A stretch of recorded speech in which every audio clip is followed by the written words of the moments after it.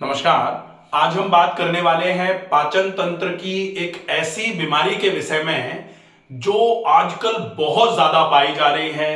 अगर पेट फूल रहा है, पेट में मरोड़ आ रही है, पेट में गैस बन रही है, अफारा हो रहा है, आपको खाने का मन नहीं कर रहा, अगर आप खा लेते हो तो फिर जीभ मचलाना चालू कर देता है, कभी आपका खाना ऊपर की तरफ आ रहा है, तो कभी कभी आपको ऐसा लग रहा है कि पेट में मरोड़ के साथ आपको बार बार मोशन जाना पड़ता है, लेकिन पेट फिर भी अच्छे तरीके से साफ नहीं हो पा रहा। आप खाना अगर खाते हैं तो पेट भारी हो जाता है, और अगर नहीं खा रहे हैं तो लगातार कमजोरी बढ़ती जा रही है, लगातार वजन घटता चला जा रहा है। अगर आप डॉक्टर के पास दिखाने जाते हैं, एंडोस्कोपी कराई जाती है, तो फिर एंडोस्कोपी में एक समस्या लिख कर दी जा रही है। समस्या का नाम है एंट्रल गैस्ट्राइटिस। अगर आपने एंडोस्कोपी कराई है और एंडोस्कोपी आपके पास है तो प्लीज एंडोस्कोपी को निकाल लीजिए। एंट्रल गैस्ट्राइटिस और एंट्रल गैस्ट्राइटिस के साथ में दो और चीजें आती हैं। एक तो होती है लेक्स LES, और इसके साथ में एक बीमारी और एसोसिएटेड रहती है। बीमारी का नाम है रिफ्लक्स इसोफेजाइटिस। तो सबसे पहले एंट्रल गैस्ट्राइटिस। आज हम ये सारी चीजें क्या होती हैं, किस तरीके से ये हो रही हैं और कैसे इसको हम ठीक कर सकते हैं, ये पूरा अच्छे तरीके से समझेंगे। तो एक तो एंट्रल गैस्ट्राइटिस, लेक्स LES और रिफ्लक्स इसोफेजाइटिस, ये क्या है? इन बीमारियों का ये जो नाम रखा गया है, ये क्यों रखा गया है, आप एक एक करके अच्छे तरीके से समझते जाइए। वीडियो में अंत तक रहें ताकि हम ये पूरा अच्छे तरीके से समझ लें। सामान्य तौर पर लोग कहने लग जाते हैं कि गैस्ट्राइटिस का तो ट्रीटमेंट ही नहीं होता, गैस्ट्राइटिस एक बार हो जाती है तो उसका कोई इलाज नहीं है, आज तक कोई ठीक नहीं हुआ है। ये सेंटेंस, अगर आप आज तक कोई ठीक नहीं हुआ है, इसके लिए आपको सर्वे करने की आवश्यकता है। कम से कम आप 200-500 ऐसे लोगों से तो मिलें जिनका एंडोस्कोपी की रिपोर्ट में, जिनके में एंट्रल गैस्ट्राइटिस लिखा था और उन्होंने प्रयास किया उसको ठीक करने का, प्रयास करने के बावजूद अगर वो ठीक नहीं हुए हैं तो आप कहो। लेकिन अगर कोई प्रयास ही नहीं करे सही होने का, या फिर कोई चाहे कि चूरन चटनियों से, दवाइयों से आराम हो जाए, तो निश्चित ही ये बीमारी चूरन चटनियों या दवाइयों से तो आराम में आने वाली नहीं है। जब तक दवाई का उपयोग करोगे तब तक आराम मिलेगा। और ये कई पेशेंट्स देखे गए हैं, हजारों की तादाद में एंडोस्कोपी की रिपोर्ट्स देखी गई हैं, और ये समझ में आया है फिर कि जब तक दवाई खाते हैं तब तक तो आराम रहता है, दवाई छोड़ने के बाद प्रॉब्लम होती है। तो फिर ये बात स्ट्रिक्टली समझ में आ जानी चाहिए कि ये बीमारी आपके इन्फ्लेमेशन को जब तक आप पूरे तरीके से ठीक नहीं कर लोगे। समझते हैं कि कैसे इन्फ्लेमेशन ठीक कर सकते हो।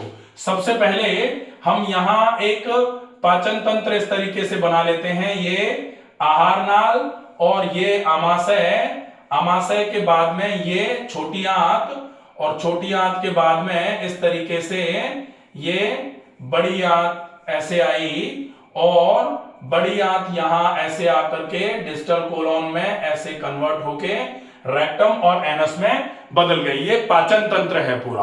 अब इस पाचन तंत्र में ये जो है एंट्रल गैस्ट्राइटिस, एंट्रल गैस्ट्राइटिस का मतलब होता है, गैस्ट्राइटिस है इसका मतलब ये कंफर्म है कि ये जो हिस्सा है, इस हिस्से को बोला जाता है गैस्टर। गैस्टर मतलब आमाशय, और इसमें अगर आइटिस आएगी तो बीमारी का नाम हो जाएगा गैस्ट्राइटिस। ठीक है, तो गैस्ट्राइटिस मतलब इस आमाशय के किसी हिस्से में इन्फ्लेमेशन आया। अब आमाशय के किस हिस्से में इन्फ्लेमेशन आया? एंट्रम में। तो आमाशय को जब विभाजित किया जाता है तो आमाशय को 3 भागों में मूल रूप से विभाजित किया जाता है। एक तो फंडस, दूसरा बॉडी, या फिर इसी को कॉर्पोरस भी बोला जाता है। और तीसरा होता है पाइलोरस। पाइलोरस जो है इसके दो भाग होते हैं, एक पाइलोरिक एंट्रम और दूसरा पाइलोरिक कैनाल। तो पाइलोरिक एंट्रम और पाइलोरिक कैनाल, तो ये पाइलोरिक एंट्रम जो है ये वाला हिस्सा जो आमाशय का है, इस हिस्से में जब इंफ्लेमेटरी साइन आएंगे, आइटिस होगी, तो स्टमक के इस पाइलोरिक हिस्से में, पाइलोरस में भी, एंट्रम में स्पेसिफिकली जब इंफ्लेमेटरी साइन आया तब बीमारी का नाम हो गया एंटरल गैस्ट्राइटिस। तो ये हो गया एंट्रल गैस्ट्राइटिस, पहली बीमारी क्लियर हो गई। अब ये एंट्रल गैस्ट्राइटिस होने के कारण क्या क्या है? कारण हो सकता है आपने बहुत ज्यादा मात्रा में दवाइयां खाई हैं उसकी वजह से हो गया हो, या फिर हो सकता है आप अल्कोहल ज्यादा लेते हैं उसकी वजह से हुआ हो सकता है आप स्मोकिंग ज्यादा करते हैं उसकी वजह से हुआ हो, या फिर H पाइलोरी का इन्फ्लेमेशन, इन्फेक्शन हुआ है उसकी वजह से हुआ हो, या फिर बहुत लंबे समय से आपकी लाइफस्टाइल बहुत खराब है, आप व्यायाम नहीं कर रहे हैं, आप खाने पीने में ध्यान नहीं रख रहे हैं, धीरे धीरे करके उल्टा सीधा खाते खाते अपच बहुत लंबे समय तक बनी रही, और वो अपच जो है वो आमाशय में रही, अपच वाला खाना जो है वो पड़ा पड़ा सड़ता रहा, इसकी वजह से आमाशय का एटमॉस्फेयर खराब हुआ और उसकी वजह से आमाशय की म्यूकोसल लेयर में इन्फ्लेमेटरी साइन आना चालू हो गए, ये भी हो सकता है। अब इसके अलावा एक गैस्ट्राइटिस जो होती है वो ऑटो इम्यून गैस्ट्राइटिस भी मानी जाती है। गैस्ट्राइटिस एक बड़ा टॉपिक है, गैस्ट्राइटिस के लिए पहले भी कई वीडियोस बनाए गए हैं। अभी हम एंट्रल गैस्ट्राइटिस और लेक्स एलियस और रिफ्लक्स एसोफेजाइटिस की बात करेंगे। तो एंट्रल गैस्ट्राइटिस क्लियर हो गई, ये कारण है। अब अगर कारण ये है तो अब लक्षण क्या क्या आएंगे, इसमें क्या क्या प्रॉब्लम आपको फील होगी। तो एंट्रम में अगर इन्फ्लेमेशन हुआ है तो डेफिनेटली इन्फ्लेमेशन का एक सिम्टम होता है loss of function. Loss of function, जैसे एक सिम्टम सूजन होता है तो सूजन तो डेफिनेटली आई, एक फंक्शन एरिथमिया होता है मतलब रेडनेस, रेडनेस डेफिनेटली एंडोस्कोपी में दिखाई देती है। इसके अलावा पेन और हीट होता है तो दर्द और गर्मी रहती ही है, और एक पांचवा फंक्शन होता है जिसको बोला जाता है loss of function. Loss of function मतलब कार्य क्षमता में कमी। अगर आमाशय की कार्य क्षमता में कमी होगी तो निश्चित ही खाना पाचक रसों के साथ मिलना बंद हो जाएगा, और जैसे ही खाना पाचक रसों के साथ मिलना बंद होगा तो फिर खाने का पाचन भी बिगड़ना चालू हो जाएगा, और खाने का पाचन बिगड़ेगा तो पेट फूलना चालू हो जाएगा, पाचन बिगड़ेगा तो गैस्ट्रिक एम्पटीन खराब हो जाएगी, समय से खाना आमाशय से उतर करके आंतों में नहीं जाएगा। अगर समय से आंतों में नहीं जाएगा तो फिर एब्जॉर्प्शन उसका रुकेगा, तो आपको कई प्रकार की कमजोरियां आना चालू हो जाएंगी, और कमजोरियों में आपके खून की कमी हो जाएगी, किसी को हीमोग्लोबिन कम हो रहा है, किसी का आरबीसी कम हो रहा है, किसी को कमजोरियां आ रही हैं, किसी के बाल झड़ना चालू हो गए, किसी को चक्कर आना चालू हो गया। ये सारे के सारे सिम्टम्स आपको एंट्रल गैस्ट्राइटिस के केस में मिलेंगे। पेट एकदम से फूलेगा, अब फूलता हुआ पेट जो है ये लोअर इसोफेजियल स्फिंक्टर पर प्रेशर डालेगा, ज्यादा प्रेशर की वजह से लोअर इसोफेजियल स्फिंक्टर एलईएस जो है ये ढीला हो जाएगा, जिसको बोला जाएगा लेक्स एलईएस। दूसरी बीमारी एंट्रल गैस्ट्राइटिस की वजह से हुई है, ये कोई अलग बीमारी नहीं होती है।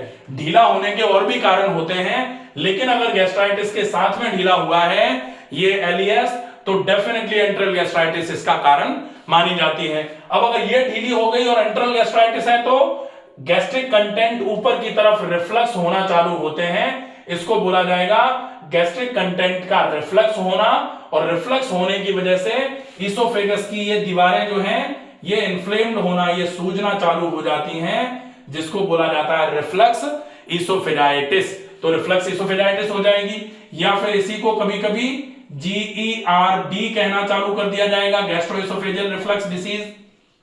ठीक है, अब ये प्रॉब्लम्स आपको समझ में आ गई कि ये क्यों हो रही हैं। अब लक्षण GERD का क्या होगा, सीने में हमेशा भारीपन रहेगा, हमेशा ऐसा लगेगा जैसे सीने पे दबाव रखा हुआ है, खट्टा खट्टा ऊपर की तरफ जाना चालू हो गया है, गला बहुत ज्यादा खराब होना चालू हो जाएगा, दांत से संबंधित समस्याएं बहुत सारी होना चालू हो जाएंगी। और जब ये सारे सिम्टम्स आएंगे, इसके साथ में एक्स्ट्रा गैस्ट्राइटिस के कुछ सिम्टम्स आएंगे, जिसमें depression, anxiety, mania, manic depressive साइकोसिस, स्ट्रेस का बढ़ जाना, हमेशा गुस्सा बना रहना, सकी मिजाज हो जाना, ये सारी चीजें एक्स्ट्रा गैस्ट्राइटिस के सिम्टम्स के रूप में आपके शरीर में मिलेंगी। इसको बेसिकली आप साइकोसोमेटिक डिसऑर्डर के रूप में ना लें, डेफिनेटली ये आपके गैस्ट्राइटिस की वजह से ही होने वाली प्रॉब्लम्स हैं। अब इसका ट्रीटमेंट आप किस तरीके से करेंगे, तो ट्रीटमेंट के लिए बहुत जरूरी होता है एंट्रल हिस्से में जो इन्फ्लेमेटरी चेंजेस आ रहे हैं, इनको खत्म करना है। इनको खत्म करने के लिए बहुत आवश्यकता है कि आपका स्टमक एक बार के लिए अच्छे तरीके से क्लीन हो जाए। तो पेट की सफाई धुलाई रखनी है, लेकिन पेट को गर्म नहीं होने देना है। तो पेट में किसी भी प्रकार की कोई भी गर्म चीज का उपयोग नहीं किया जाएगा। जैसे लौंग का उपयोग नहीं कर सकते, जैसे अजवाइन का उपयोग नहीं कर सकते, जैसे मेथी का उपयोग नहीं कर सकते। ये चीजें बहुत गर्म होती हैं, आपकी गैस्ट्राइटिस की समस्या को बहुत ज्यादा बढ़ा देंगी। आप ठंडी चीजों का उपयोग कर सकते हैं, जैसे सौंफ का पानी उपयोग में ले लें, मिश्री का पानी उपयोग में ले लें, बील का जूस उपयोग में ले लें, गोंद कतीरा जो होता है उसका उपयोग कर लें, मैस्टिक गम का उपयोग कर लें, पेठे का जूस जो होता है, सफेद कद्दू जिसको एस्कार्ड बोला जाता है, उसका जूस अच्छे तरीके से उपयोग में लें। आप ज्यादा से ज्यादा मात्रा में जो सॉल्युबल फाइबर्स होते हैं उनका उपयोग करें, मतलब फ्रूट्स ज्यादा खाएं। और अगर आपको ऐसा लग रहा है कि इसके साथ में पेट अच्छे से साफ नहीं हो पा रहा, तो फिर आप ज्यादा मात्रा में इनसॉल्युबल फाइबर्स का उपयोग भी कर सकते हैं, जिसमें सब्जियां ज्यादा और सलाद का ज्यादा उपयोग आप कर सकते हैं। इसके अलावा मोटे आटे की रोटी का उपयोग करना है, बहुत मोटा आटा उपयोग में आना चाहिए। कोशिश करें अगर गेहूं छूट सकता हो तो गेहूं को छोड़ दिया जाए, मिलेट्स का यूज किया जाए। आहार में इन नियमों का ध्यान आवश्यक रूप से रखना है।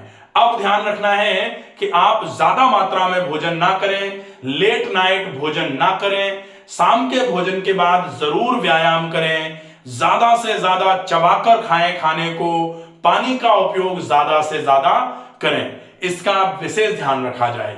इसके बाद व्यायाम चिकित्सा में विशेष रूप से आपको इतना ध्यान रखना पड़ेगा कि पूरे शरीर में खून की चाल बहुत अच्छे तरीके से बढ़ी रहे। तो कम से कम 1 घंटे का व्यायाम सवेरे, कम से कम आधे से पौन घंटे का व्यायाम शाम को आवश्यक रूप से करना अनिवार्य है। इसके बाद अब हम देखें प्राकृतिक चिकित्सा।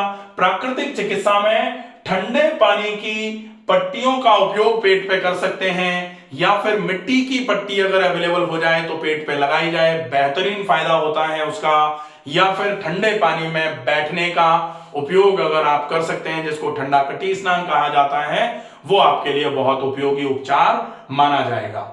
इसके अलावा अब हम देखेंगे कुछ ऐसे नियमों का पालन जो आपकी एंट्रल गैस्ट्राइटिस की समस्या में रामबाण का काम करते हैं। उसमें सबसे ज्यादा आवश्यक होता है खाने को खाने का तरीका, way of eating, correct way of eating. तो आप एक कौर को कम से कम 50 से 60 बार खाना चालू कर दीजिए। आपकी एंट्रल गैस्ट्राइटिस की समस्या में 3 दिन में ही आपको लगना चालू हो जाएगा कि इस समस्या में आराम आवश्यक रूप से हो जाएगा आपको। इसके अलावा आप कोशिश करिए कि गर्म तासीर की चीजों का परहेज हो जाए और संभवतः तनाव से दूर रहने का प्रयास करने की आवश्यकता है। तनाव से दूर रहने के लिए आपको व्यायाम से निकटता बनानी पड़ेगी, और व्यायाम जितना ज्यादा करेंगे, प्रकृति के जितने समीप रहेंगे, तनाव स्वतः ही आपसे उतना दूर रहना चालू हो जाएगा। आशा है ये वीडियो आपको पसंद आएगा। ज्यादा से ज्यादा लोगों तक इस वीडियो को पहुंचाएं, ताकि वो लोग जो ऐसा समझते हैं कि गैस्ट्राइटिस का ट्रीटमेंट नहीं हो सकता, या फिर अगर एंडोस्कोपी की रिपोर्ट आपने कराई हुई है, इन समस्याओं के अलावा भी कई प्रॉब्लम्स लिख करके आती हैं, diffuse erosive gastritis, erosive gastritis, erosive antral gastritis, pan gastritis, corporal gastritis, GERD, reflux oesophagitis, Barrett's oesophagitis, hiatal hernia, कई प्रकार की बीमारियां आपकी एंडोस्कोपी में और लिख करके दी जा रही हैं। क्या उनका मतलब होता है, उनको ट्रीट करने के लिए आपको किन किन बातों पर विशेष ध्यान रखना है, इसके लिए आप अपनी रिपोर्ट्स को मुझे भेज सकते हैं। आपका वो जो रिपोर्ट भेजने का प्रोसेस है वो आपको बता दिया जाएगा। स्वस्थ रहिए, सुरक्षित रहिए। धन्यवाद।